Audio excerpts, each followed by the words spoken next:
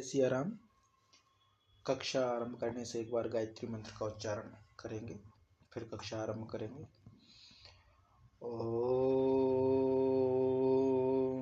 भूर्भुवः स्वः तत्सवितुर्वरेण्यं भर्गो देवस्य धीमहि धियो यो नः प्रचोदयात्।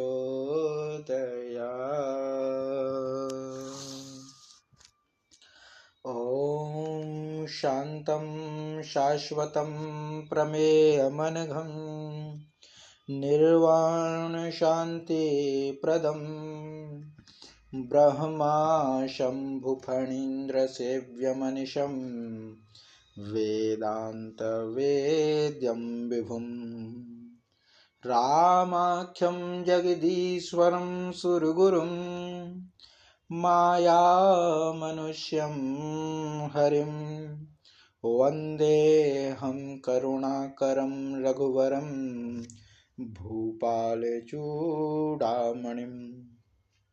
नान्यास्पृहा रघुपते हृदयस्मदीये सत्यं वदामि च भवान्खिलान्तरात्मा भक्तिं प्रयच्छ रघुपुङ्गवः निर्भरां मे कामादिदोषरहितं कुरु मानसं च। अतुलितबलधामं हेमशैलाभदेहं दनुजीवनकृशानुं ज्ञानिनामग्रगण्यं सकलगुणनिधानं वानराणामधीशं रघुपतिप्रियभक्तं वातजातं नमामि, वातजातं नमामि। सुंदरकांड ऑनलाइन कक्षा में आप सभी का स्वागत है। इस कक्षा में हमने समझा था, पिछली जो कक्षा हमारी चली थी उसमें लंका का वर्णन किया जा रहा था। हम जो कल कथा में हुआ था, कक्षा कथा में हुआ था, उसको एक बार निकालें, फिर आगे हम करते हैं।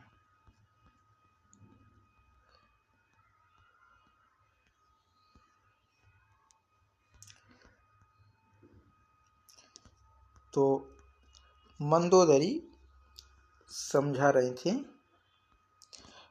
रावण को। यहाँ तक ये हो गया था।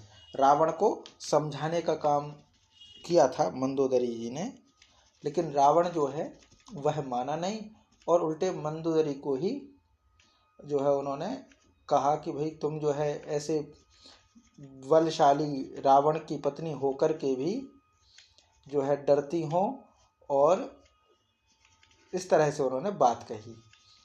और इसके बाद जब उनको रावण सभा में चले गए, सभा में जाकर के उनको पता चलता है कि सेना जो है सिंधु पार यानी समुद्र के उस पार आ गई है, क्या तैयारी की जाए। जब रावण ने पूछा तो वहाँ के जो उनके मंत्रीगण थे उन्होंने सुझाव दिया कि आपने जब देवताओं से युद्ध लड़ा था तब हमने कोई प्लानिंग नहीं की थी, अब क्या विचार करना, ये तो बंदर हैं, इनको तो हम ऐसे ही कर लेंगे, कोई दिक्कत ही नहीं है। देवताओं को जीत लिया, राक्षसों को जीत लिया, तो फिर कुछ श्रम नहीं हुआ, कोई थकावट नहीं हुई, तो मनुष्य और बानरों की गिनती कौन सी दिशा में है, क्या कर सकते हैं ये लोग।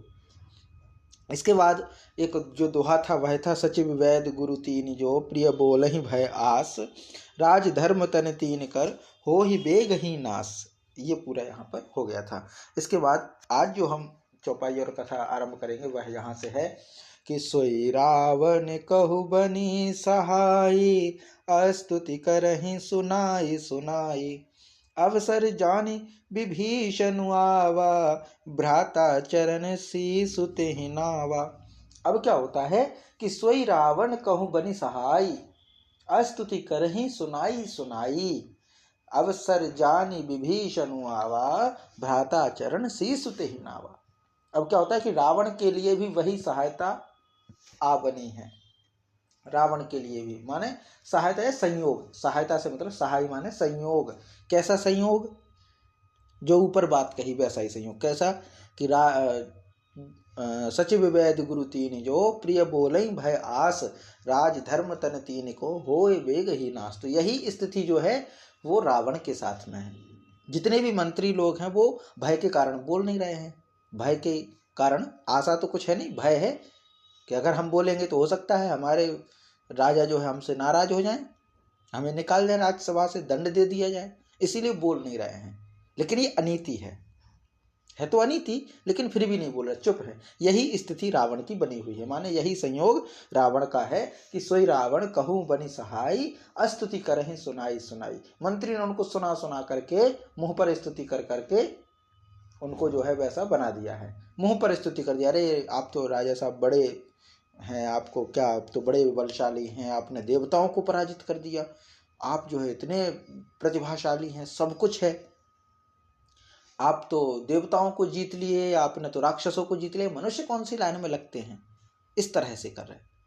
अगर कोई सच्चा होता, अच्छा निडर होता, भय की चिंता किए बिना अगर बोल पाता तो वो बताता कि थोड़ा विचार कर लीजिए इस विषय में, क्योंकि बाली भी एक बानर की प्रजाति का था, सुग्रीव का बड़ा भाई था, जिसने आपको कांख में दबा करके रखा था।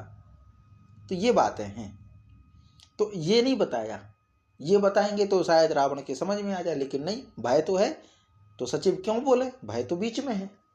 तो इसीलिए तो मुंह पर प्रशंसा की, सोई रावण कहूँ बनी सहाई अस्तुति करहि सुनाई सुनाई। सबने मुंह पर सुना सुना करके रावण को फुला दिया, माने झूठी प्रशंसा कर दिया। अरे आप तो सब कर लेंगे, ये बानर लोग हैं, ये कहाँ लगते हैं, आप चिंता मत करो, सब हो जाएगा। इस तरह से रावण के लिए पूरी ये बात बन गई। लेकिन जो अपने लोग होते, कुछ अपने लोग होते हैं, वो क्या कहते हैं, अवसर जान विभीषण आवा। उसी समय अवसर जाना कि शायद ये समय बहुत अच्छा है। भैया ने जो है हमसे पूछा भी है, सभी मंत्री तो जो है डर के मारे नहीं कह रहे हैं, मैं कह के देखूं। तो नीति तो बीच में आती है हर जगह। विभीषण जी नीति के देवता हैं, धर्मशास्त्र के देवता हैं, जो नीति की बात बताते हैं, नैतिकता की बात करते हैं, ऐसे हैं विभीषण। तो अवसर जान विभीषण आवा, अवसर जान करके विभीषण आए और आकर के क्या कहा, क्या किया, भ्राता चरण शीस तेहु नावा। उन्होंने बड़े भाई के चरणों में शीस झुकाया। नीति की बात बताने वाले विभीषण वहां पर पहुंचे, क्योंकि सभी सचिव वगैरह हैं वो तो झूठ बोल रहे हैं, वो तो राजा के मुंह देखी प्रशंसा कर रहे हैं। राजा सामने हैं तो वो जो है प्रशंसा कर रहे हैं, और राजा सामने ना हो तो हंसते हैं उसके पीछे कि देखो इसने जो है रावण इतना मूर्ख है कि एक बंदर से पूरी लंका जलवा के रख ली, अपने बेटे को मरवा के रख दिया, कुछ ना कुछ किया। इस तरह से तो मुंह पर प्रशंसा करने वाले बहुत हैं, है ना, कमी बताने वाले बहुत कम होते, लेकिन विभीषण जैसे लोग रहते हैं। हमने कल भी ये श्लोक वाचन किया था कि सुलभा पुरुषा राजन सत्यम प्रियवादिनः अप्रियस्य तु पथस्य वक्ता श्रोता च दुर्लभः। तो विभीषण वहां आते हैं, अपने बड़े भाई यानी रावण के चरणों में शीश नवाते हैं। विभीषण के बड़े भाई हैं रावण। तो सोई रावण कहूँ बनी सहाई अस्तुति करहि सुनाई सुनाई। अवसर जानि विभीषण आवा भ्राता चरण शीसु तेहि नावा, भ्राता चरण शीसु तेहि नावा। यहाँ तक ये हो गया था।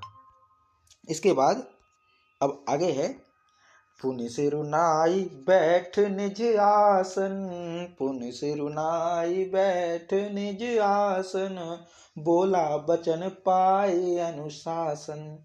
जो कृपाल पूछहु मोहि बाता, मति अनुरूप कहूँ हित ताता। अब क्या कहते हैं कि पुनि सिरुनाई बैठ निज आसन, शीश नवाया, चरणों में प्रणाम किया बड़े भाई के, उसके बाद सिर नवा करके भी अपने निज आसन बैठ गए। अपने जो नियत स्थान रहता है तो वहां पर जाकर के बैठ गए, और बैठ करके अनुशासन को मान करके, आज्ञा पा करके, क्योंकि बड़े भाई की आज्ञा हो गई कि चलो ठीक है सुझाव दो, तो बोला वचन, वचन बोले, पाई अनुशासन। अनुशासन का यहाँ पे अर्थ है आज्ञा, ऑर्डर या अनुमति मिलना। अनुमति मिल गई, आज्ञा मिल गई कि भाई कहो क्या करना चाहिए, हमें सेना पार आ गई है। तो विभीषण बोलने की हिम्मत करते, बोला वचन पाई अनुशासन। जब रावण खुद पूछना चाह रहे हैं तो बोले वचन। अब वचन क्या बोले, तो कहते हैं जो कृपालु पूछहु तुम बाता मोहि बाता। हे कृपालु, जब आपने मुझसे बात पूछी है, राय ली है, सलाह ली है, सबसे सलाह ले रहे तो मुझसे भी सलाह ली। जो कृपाल पूछे मोहि बाता, आप अगर मेरी बात पूछ रहे हैं, मुझसे पूछ रहे हैं, मेरी राय पूछ रहे हैं, तो मति अनुरूप कहूँ हित ताता, तो मैं अपनी बुद्धि के अनुसार आपके हित की बात कहूँगा। मैं मीठा नहीं बोलूँगा, मैं जो सच है, जो उचित है, जो अनुरूप है वह बोलूँगा, आपके हित लायक है वह बोलूँगा। मीठा नहीं बोलूँगा कि आपको मीठा लगे, बस आपको मीठा लगे ऐसा नहीं बोलूँगा, क्योंकि ऐसे तो सुलभा पुरुषा राजन सततम प्रियवादिना, सुलभ हैं ऐसे लोग तो जो हमेशा प्रिय बोलते हैं। अब प्रियस तू वक्ता श्रोता से दुर्लभ, अब प्रियस तू पथस्य, जो ना कहने योग्य बात है, सुनने योग्य बात है, मतलब जो कड़वी बातें हैं लेकिन जरूरी हैं, ऐसी बातें बहुत कम लोग बोलते, पर मैं बोलूंगा, ऐसा विभीषण जी कहते हैं। तो मति अनुरूप कहूँ हित्ता, तो मेरी जो मति है उसके अनुसार। जो विद्वान लोग हैं वो कभी नहीं कहते कि जो है शास्त्र ये और वो। अब रावण कौन सा शास्त्र, कौन सी पंक्ति खोजता कि भाई सीता को लौटाने के लिए कौन सा कानून पालन किया जाए, धर्मशास्त्र उठाया जाए। वहां पे मति यानी विवेक काम करता है। तो यहाँ पर जो बात कहेगी वो यही कि मेरा जो विवेक कहता है, मेरी जो समझ कहती है उसके अनुसार क्या है मैं कहूँगा। तो इसका जो है, पुनि सिरुनाई बैठ निज आसन, बोला बचन पाई अनुशासन, जो कृपाल पूछहु मोहि बाता, मति अनुरूप कहूँ हित ताता, मति अनुरूप कहूँ हित ताता। अब आगे क्या कहते हैं, मति अनुरूप बात जिससे रावण का भला हो, तो कहते हैं जो आपन चाहे कल्याणा, सुजसु सुमति शुभ गति सुख नाना, सो पर नारी लीलार गुसाई, तजऊ चौथ के चंद की नाई, तजऊ चौथ के चंद की नाई। अब देखिए यहाँ पे, जो आपन चाहे कल्याणा, सुजसु सुमति शुभ गति सुख नाना, जो मनुष्य अपना कल्याण चाहता हो और सुजसु माने यश चाहता हो, सुमति माने सद्बुद्धि चाहता हो, शुभ गति माने अच्छी गति चाहता हो, और नाना सुख विभिन्न प्रकार के सुख चाहता हो। कह रहे हैं स्वामी से कि हे मनुष्य, हे प्रभु, हे बड़े भैया, जो मनुष्य अपना कल्याण, सुंदर यश, सद्बुद्धि, शुभ गति और नाना प्रकार के सुख चाहते हैं, तो क्या कर दें हे स्वामी, तो आप पर स्त्री के ललाट को, ललाट माने मोह को, पर स्त्री के ललाट को चौथ के चंद्रमा की तरह त्याग दें, चौथ के चंद्रमा की तरह त्याग दे, जैसे चौथ का चंद्रमा त्याग दिया जाता है। अब ये बात यहाँ पे निकल के आई, कहना क्या चाह रहे हैं पहले वो बात बताएं, फिर एक व्याख्या लगने के लिए। कहना ये चाह रहे हैं कि जो मनुष्य अपना कल्याण चाहता है, अपना यश चाहता है, सद्बुद्धि चाहता है, उसकी शुभ गति हो ऐसा चाहता है, उसके जीवन में सुख बने रहें, किसी प्रकार की कोई परेशानी ना हो, कोई बाधाएं ना आए जीवन में, कोई संकट ना हो, तो क्या करना चाहिए, सो परिनार लीलार गोसाई, तजऊ चौथ के चंद की नाई। तो परिनारी, सीता की बात भी नहीं कही, पर नारी, दूसरी भी नारी, सीता के अलावा अगर दूसरी भी कोई नारी हो, जो मनुष्य अपना कल्याण चाहता हो, तो पर नारी को, बात सीता की नहीं है, सीता तो जगदीश्वरी हैं, वो तो जगदम्बा हैं, माँ लक्ष्मी का अवतार हैं, बात सीता की नहीं हो रही है। कोई भी पर नारी हो, ये बात रावण के लिए नहीं है, ये बात सीता के लिए नहीं है, ये विभीषण की बात नहीं, नीति की बात है कि जो मनुष्य अपना सुयश चाहता हो, जो अपना कल्याण चाहता हो, जो अपने सुख को चाहता हो, वह पर नारी का त्याग कर दे, पर नारी के प्रति किसी प्रकार का आकर्षण ना हो, पर नारी के प्रति कोई भी गलत भावना ना रखे, पर स्त्री के प्रति, अपनी स्त्री के प्रति ईमानदार रहो।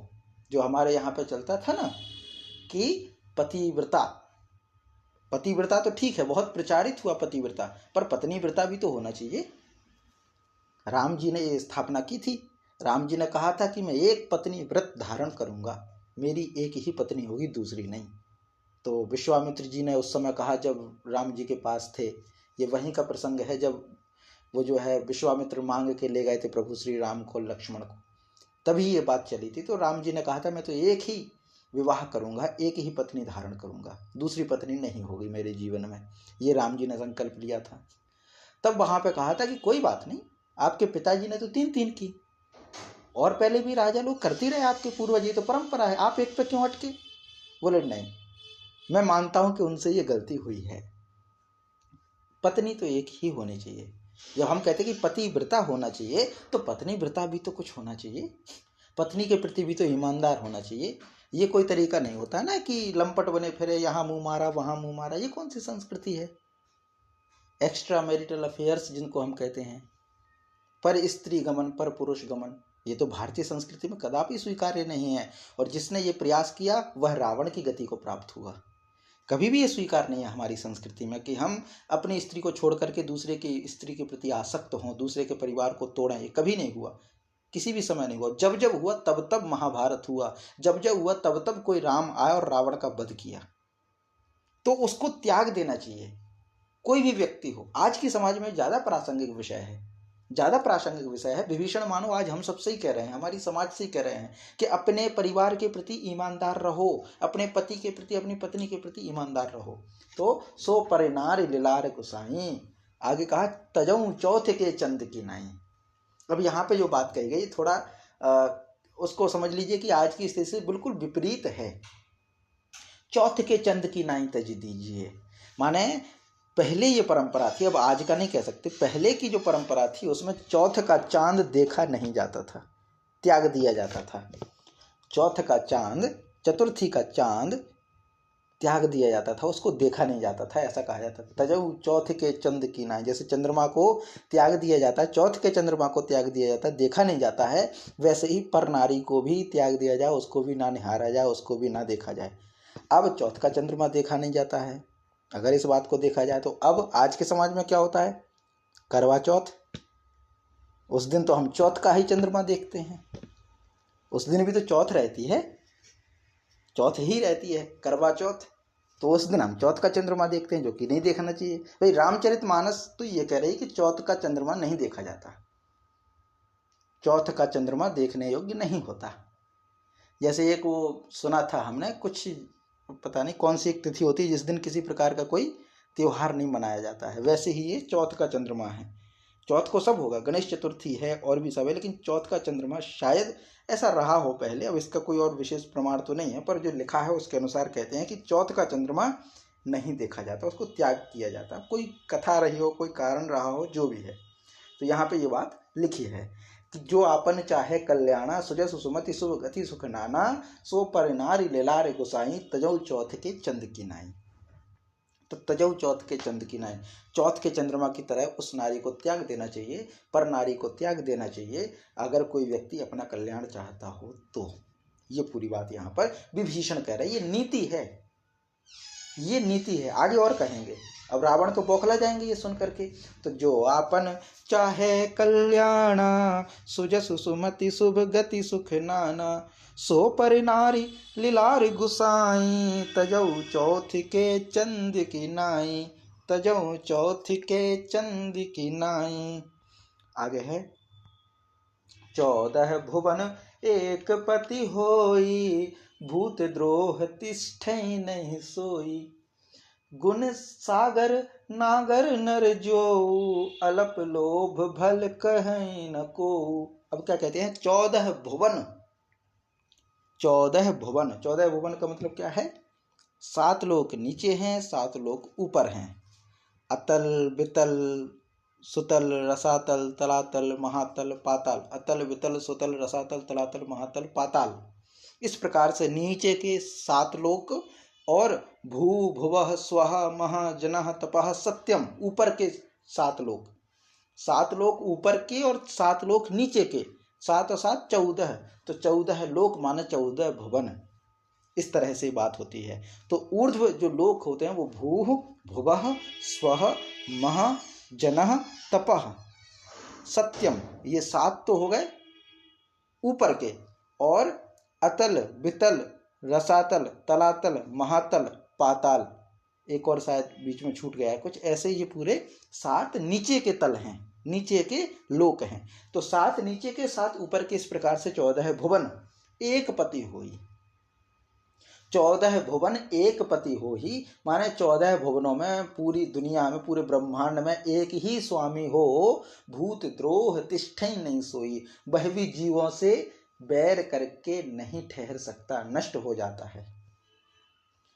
जो मनुष्य गुणों का समुद्र और चतुर हो, गुण सागर नागर नर जोऊ, जो मनुष्य, नर जोऊ माने जो नर, जो मनुष्य, गुणों का सागर, गुण सागर, और नागर माने चतुर हो, अलप लोभ भल कहीं न सको, उसे चाहे थोड़ा भी लोभ क्यों ना हो तो भी कोई भला नहीं कहता। ये यहाँ पे कहा गया कि 14 भुवन एक पति होई, वह भी जीवों से बैर करके नहीं ठहर सकता।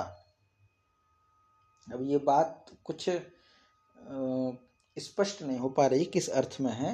भूत द्रोह तिष्ठै नहीं सोई, भूत द्रोह माने जीवों से बैर, तिष्ठै माने ठहरना, नहीं सोई वह ठहर नहीं सकता।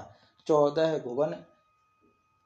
भुवनों का एक ही स्वामी हो, जो मनुष्यों के गुणों का समुद्र और चतुर हो,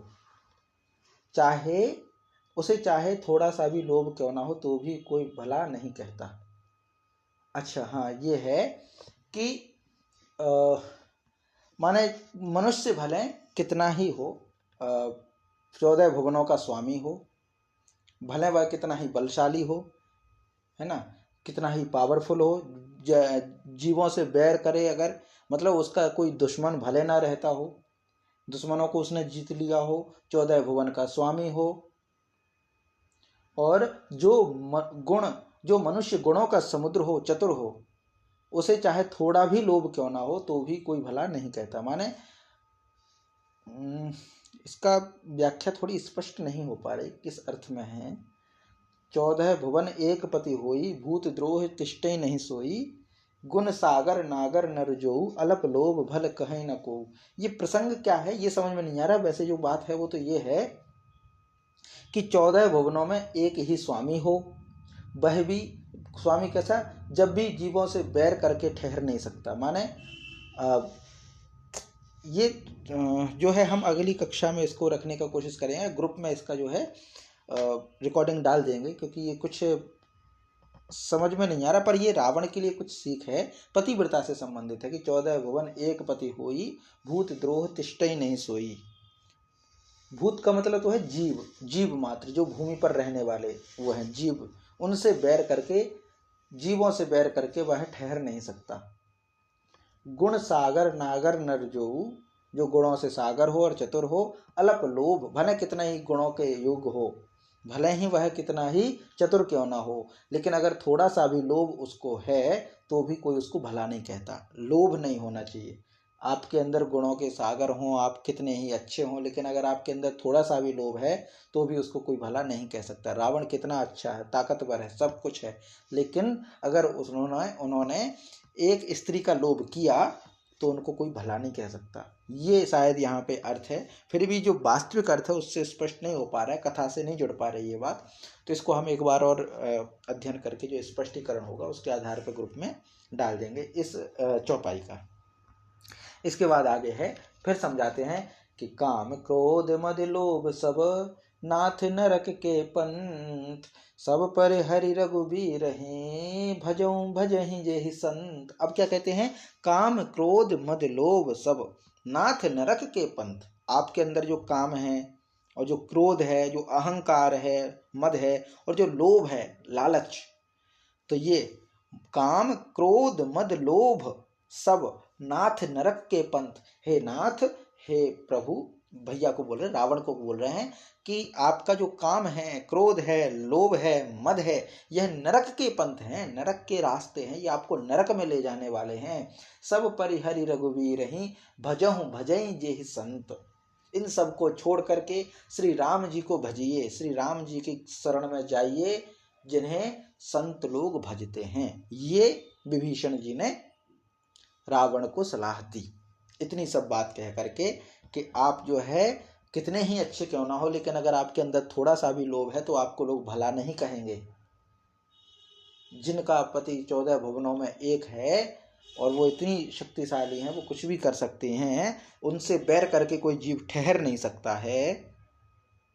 भले वह व्यक्ति मनुष्य गुणों का समुद्र हो, चतुर हो, चाहे लोभ थोड़ा सा ही क्यों ना हो, लेकिन उसको कोई भला नहीं कह सकते। रावण के लिए कहा गया और माँ जानकी के लिए कि माँ जानकी का तो 14 भुवनों में एक ही पति है ना, श्री राम जी हैं, उनके अलावा तो दूसरा कोई होगा नहीं।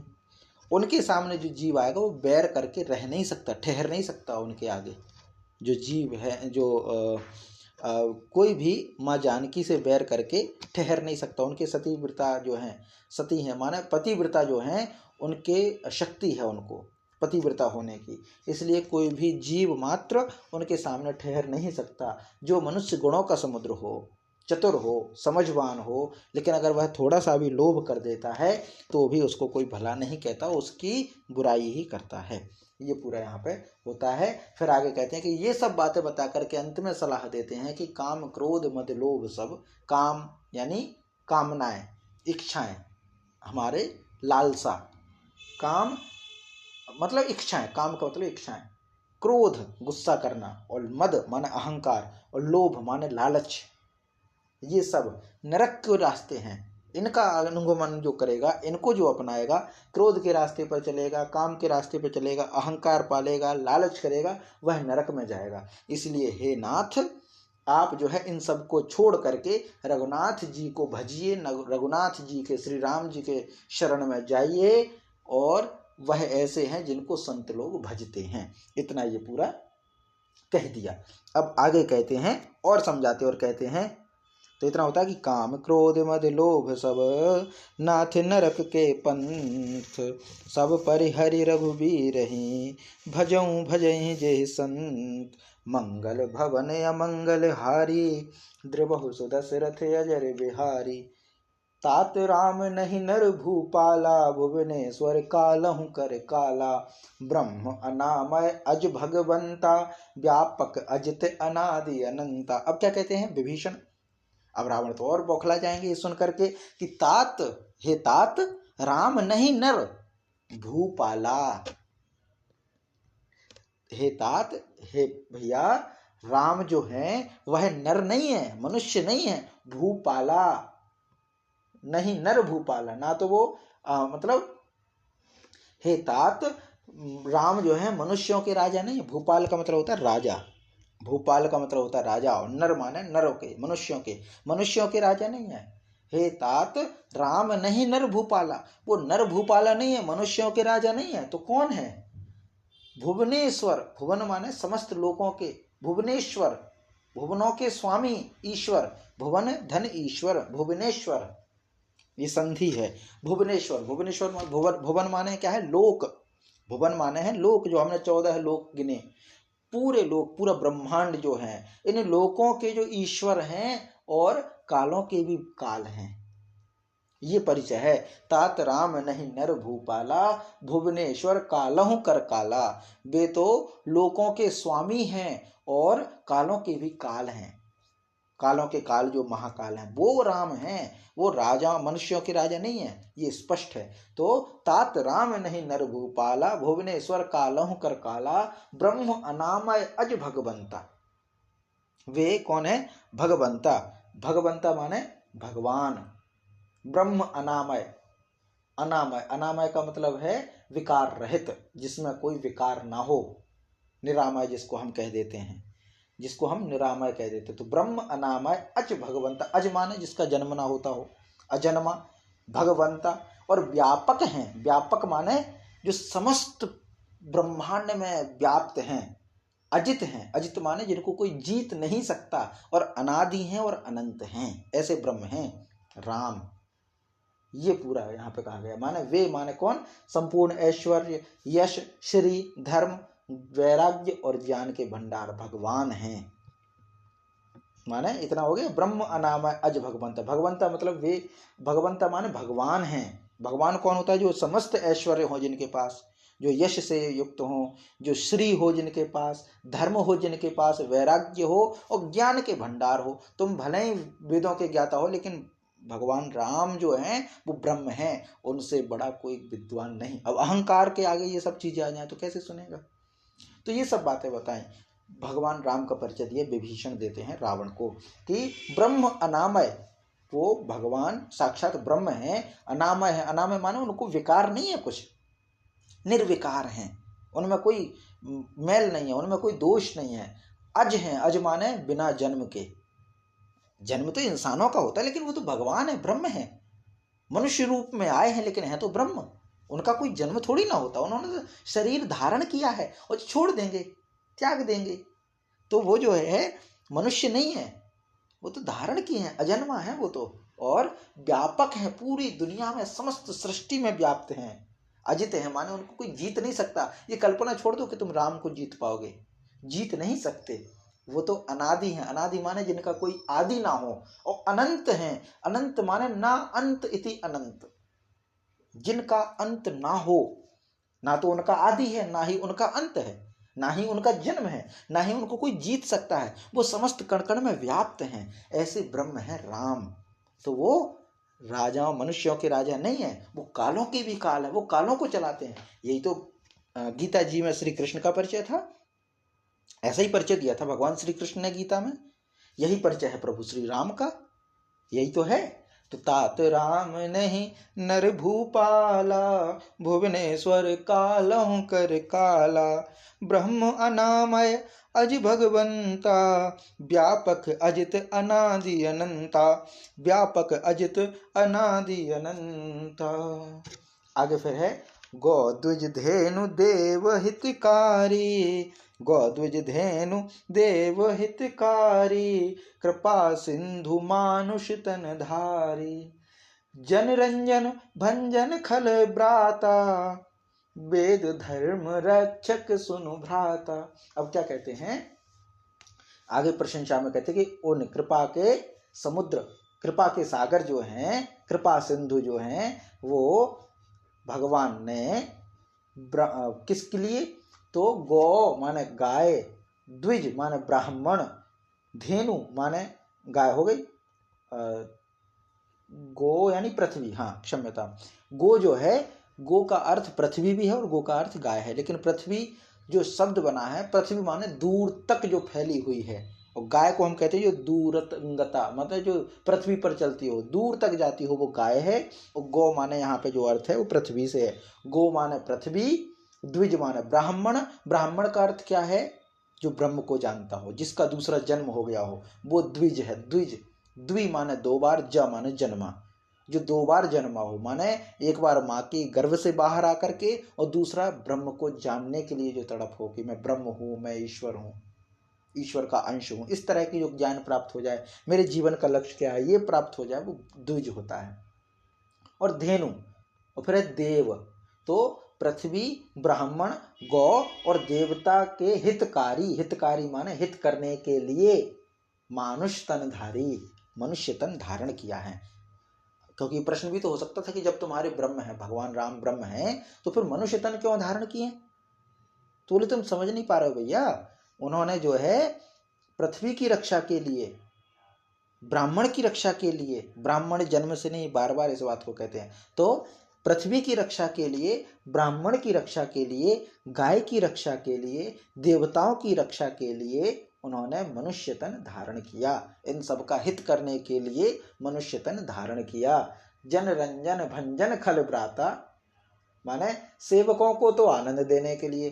जन रंजन, जन माने सेवक, रंजन माने मनोरंजन के लिए, और भंजन, भंजन माने मारना, किसको? खल माने दुष्टों को, ब्राता समूह जो है, खल ब्राता माने समूह को नाश करने के लिए। देखो रक्षा किस किस की करना? यदा यदा ही धर्मस्य ग्लानिर्भवति भारत, अभ्युत्थानम अधर्मस्य तदात्मानं सृजाम्यहम्, परित्राणाय साधूनां विनाशाय च दुष्कृताम्। परित्राणाय साधूनाम, परित्राण माने रक्षा करना, किसकी? साधूनाम। तो यहाँ पे आ गए गौ द्विज धेनु देव हितकारी। हितकारी माने भलाई के लिए, और जन रंजन भंजन खल ब्राता, परित्राणाय साधूनाम विनाशाय च दुष्कृताम, धर्म संस्थापनार्थाय संभवामि युगे युगे। ये भगवान श्री कृष्ण का था। यहाँ प्रभु श्री राम जी हैं, तो उनका भी जीवन इसीलिए है कि जो गौ द्विज धेनु देव हितकारी, और नीचे क्या कह दिया? खंजन जन रंजन भंजन खल ब्राता, माने सेवकों के तो मनोरंजन के लिए, रक्षा के लिए, आनंदित करने के लिए। जो भगवान के भक्त हैं वो तो भगवान के दर्शन दे करके आनंदित होते हैं, और भंजन खल भ्राता, दुष्टों के समूह को नाश करने के लिए उन्होंने मनुष्य तन धारण किया है, अवतार लिया है। संभवामि युगे युगे, संभवामि युगे युगे, चाहे वो द्वापर हो, चाहे वो त्रेता हो, चाहे वो सतयुग हो, चाहे वो कलयुग हो, वो हमेशा जन्म लेते रहते हैं। और फिर आगे क्या, वेद धर्म रक्षक सुनु भ्राता, हे वेदों के धर्म की रक्षा करने वाले हैं, माने वेद धर्म रक्षक, वेदों के और धर्म के रक्षक हैं। कौन? भगवान राम। इसीलिए भ्राता, हे भाई आप सुनो और समझो। तो गौ द्विज धेनु देव हितकारी, कृपा सिंधु मानुष तनधारी, रंजन रंजन भंजन खल भ्राता, वेद धर्म रक्षक सुनु भ्राता। हे भाई सुनो कि वो मनुष्यों के अपने सेवकों के मनोरंजन के लिए और दुष्टों के समूह को नाश करने के लिए आए हैं, करने वाले हैं, और वेद और धर्म के रक्षक हैं, रक्षा करने वाले हैं। वेदों का पालन हो, धर्म का पालन हो, इसकी रक्षा करने वाले हैं। वे पृथ्वी, ब्राह्मण, गौ और देवताओं के हित करने वाले हैं। मनुष्यों का शरीर इसलिए उन्होंने धारण किया, वरना उनके लिए जरूरत ही नहीं है, वो तो विश्रांति लेते वैकुंठ धाम में जाकर के। लेकिन यहाँ पे आए तो कारण यही है, ईश्वर जब जन्म लेता है तो सज्जनों के संगठित करने के लिए होता है, और दुर्जन जो होते हैं उनके विखंडन के लिए होता है, उनका नाश करने के लिए होता है। नाश करने का मतलब क्या? गला काटना नहीं, ईश्वर है, लीलाएं हैं, सब चल रहा है, सामाजिक व्यवस्था है। प्रयास बार बार करो, प्रयास बार बार करो, प्रयास बार बार करो कि जो दुष्ट हैं वो दुष्टता छोड़ दें। प्रभु श्री राम भी करेंगे प्रयास, अंगद को भेजेंगे, हनुमान जी को भेजा था, चाहे महाभारत काल हो तब भी वो शांति दूत बन के खुद जाएंगे कि भाई मान जाओ, समझ जाओ। तो प्रयास करना ही चाहिए, ईश्वर इसीलिए जन्म देता। लेकिन जो ना संभले, प्रयास कर लो, जब ना संभले, प्रयास अति हो जाए और समय जब खड़ा हो सामने, तो फिर वो प्रतीक्षा भी नहीं करते, वो शंख फूंक देते हैं, युद्ध शुरू कर देते हैं, वो नहीं मानते। फिर चाहे बानर रीछ भालुओं की सेना बनानी पड़े, या फिर वो कोई और सहारा लेना पड़े, या अर्जुन को तैयार करना पड़े, वो दुष्टों का नाश करके ही रहते हैं। वो मानते नहीं है, प्रभु का काम है, प्रभु कर लेंगे, वो तो श्रेय देते हैं। निमित्त मात्रम भव सव्य साचिना, यही तो है। प्रभु श्री राम ने बानरों को निमित्त बनाया है, वो करना होता तो कर ही लेते कहीं ना कहीं से। प्रभु श्री राम के लिए तो बहुत ज्यादा रास्ते खुले थे, क्या जरूरत थी सुग्रीव से रास्ता सहयोग मांगने की, हनुमान जी से सहयोग मांगने की, या नल और नीर जो आएंगे आगे किरदार में, क्या जरूरत थी उन सबके आगे झुकने की? इतना बड़ा खानदान था, सेना कोई कम थोड़ी ना थी, कम नहीं थी, चक्रवर्ती सम्राट थे, राजा थे, सेना मिल जाती, मामा के यहाँ से मंगा लेते सेना, राजाओं से मित्रताएं थी, सेना तो कहीं से भी आ सकती थी। लेकिन नहीं, श्रेय दिलवाना है, निमित्त मात्रम भव सव्य साचिन, तुम तो निमित्त मात्र हो जाओ। प्रभु श्री राम कह रहे हैं कि तुम तो निमित्त मात्र हो जाओ। तो सुग्रीव है, अंगद हैं, हनुमान जी हैं, और नल नीर है, जामवंत हैं, ये क्यों हैं? ये तो श्रेय लेने के लिए हैं, प्रभु का काम तो होकर के ही रहेगा। यह है तो गौ द्विज धेनु देव हितकारी, कृपा सिंधु मानसु तनधारी, जन रंजन भंजन खल भ्राता, वेद धर्म रक्षक सुनु भ्राता, वेद धर्म रक्षक सुनु भ्राता, ताहि बयरु तजिनाथ नाई माथा, प्रणतारति भंजन रघुनाथ, देहुनाथ प्रभु कहु बैदेही, भजहु राम बिनु हेतु सनेही। अब क्या कहते हैं? ताहि बयरु, ताहि बयरु माने उनके, ताही उनके प्रति, बयरु माने बैर को, तजी माने त्याग करके, नाई माथा मस्तक नवाइए। राम के प्रति, उनके प्रति बैर मत कीजिए, बैर को त्यागिए, तजिए बैर को, और उनके आगे माथा नवाइए। प्रणतारत भंजन रघुनाथा, वे रघुनाथ जी शरणागतों का दुख का नाश करने वाले हैं। प्रणतारति माने शरण में जो आए हों, प्रणत प्रणत माने है शरण, शरणार्थी, प्रणत माने है शरणार्थी, और आरती का मतलब होता है दुख, जो दुखों में पीड़ित हो। तो शरणार्थी का जो दुख होता है उसका भंजन करने वाले रघुनाथ जी। तो प्रणतारति भंजन रघुनाथा, माने शरणार्थी के दुख को दूर करने वाले हैं रघुनाथ जी। तो क्या करना चाहिए? देहुनाथ प्रभु कहूँ वैदेही, प्रभु को, उन प्रभु को नाथ, हे नाथ, हे भैया, प्रभु को, सर्वेश्वर को जानकी दे दीजिए, देहु वैदेही, दे दीजिए। और बिना कारण ही भजऊ राम बिनु हेतु स्नेही, बिना ही कारण स्नेह करने वाले राम को भजिए। माने राम जब स्नेह करते तो उनका कोई कारण नहीं होता। अब माँ बेटे से प्रेम करे तो क्या कारण होगा? कोई कारण होता है माँ बेटे से प्रेम करती है? कोई कारण नहीं है, कोई कारण नहीं है। सिर्फ माँ है, बस इतना ही पर्याप्त है। सिर्फ माँ है बस, कोई कारण नहीं होता बेटे से प्रेम करने के लिए। गाय अपने बछड़े से प्रेम करती, क्या कारण है? क्या कारण होगा? गाय को छोड़ दीजिए, गाय तो देव प्राणी है, ठीक है, माने लेते हैं। चिड़ियों को देख लीजिए, अपने बच्चों को किस तरह से दाना खिलाती हैं, क्या मोह है उनको। कभी विचार कीजिए इस विषय पे। कोई कारण ही नहीं है, उनको रोटी खानी है। चिड़िया कहाँ मरेगी कोई पता भी नहीं होगा बच्चों को, रोने भी नहीं जाते वो तो, लेकिन फिर भी कितना पालती पोसती हैं, उनको दाना भी खिलाती हैं, उनको सुरक्षा भी करती हैं। तो ये चीजें हैं जो अकारण प्रेम जो होता है वो निस्वार्थ होता है, और जो कारण सहित होता है वो स्वार्थ होता है। कारण सहित प्रेम स्वार्थी बनाता है, और निष्काम, बिना किसी कारण के, कोई कारण ही नहीं है प्रेम करने का, वो जो प्रेम है वह निष्काम प्रेम है, वह निस्वार्थ प्रेम है, शुद्ध प्रेम है, और कुछ नहीं। तो राम जो हैं अपने भक्तों से बिना हेतु के ही प्रेम करते हैं। भजहु राम, राम को भजिए। कैसे राम? तो बिनु हेतु स्नेही, जो बिना कारण के ही स्नेह करते हैं। तो ताहि बयर उतजी नाथ ही माथा, माने उनके प्रति वैर को त्याग करके उनके सामने माथे को नवाइए। प्रणतारति भंजन रघुनाथा, वो शरणागत आए हुए लोगों के दुखों को दूर करने वाले हैं। और देहुनाथ प्रभु कहूँ वैदेही, हे नाथ उनके वैदेही को लौटा दीजिए। भजहु राम बिनु हेतु स्नेही, ऐसे राम को भजिए जिनके प्रेम का, स्नेह का कोई हेतु नहीं है। तो ताहि बयर उतजी नाथ माथा, ताहि बयर उतजी नाय माथा, प्रणतारति भंजन रघुनाथा, देहुनाथ प्रभु कहूँ वैदेही, भजहु राम बिनु हेतु स्नेही, भजहु राम बिनु हेतु स्नेही।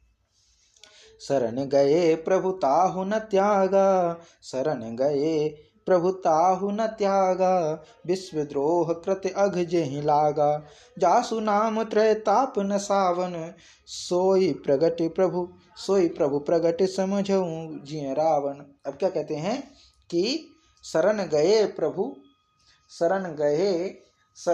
प्रभु ताहु न त्यागा, माने जिसे संपूर्ण जगत से द्रोह होने पर, विश्वद्रोह कृत अघ जेहि लागा, जिसे संपूर्ण जगत से द्रोह करने का पाप लगा है, शरण जाने पर प्रभु उसका भी त्याग नहीं करते। विश्वद्रोह कृत अघ, अघ माने ऐसा पाप, अघ का मतलब होता है पाप।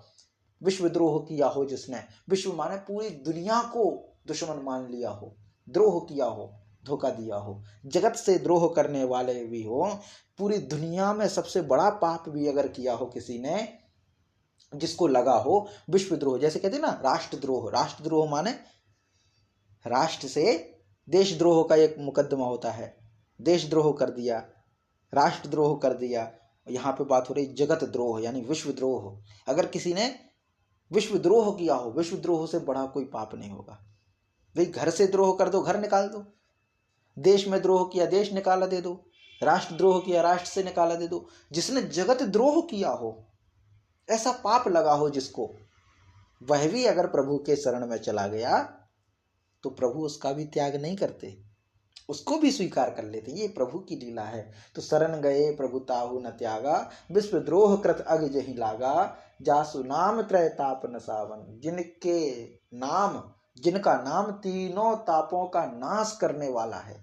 तीन ताप, ताप माने होता है दुख, त्रिताप, त्रैताप, त्रैताप माने तीन ताप, तीन दुख। कौन कौन से? दैहिक, दैविक और भौतिक, तीन प्रकार के दुख हैं। तो दैहिक दुखों, दैविक दुखों, भौतिक दुखों वह उनके नाम लेने से नष्ट हो जाते हैं। माने जिनका नाम तीनों दैहिक दैविक भौतिक दुखों से मुक्ति करने वाला है, दैहिक दैविक भौतिक दुखों का नाश करने वाला है जिनका नाम, सोई प्रभु प्रगट समझ जिए रावण।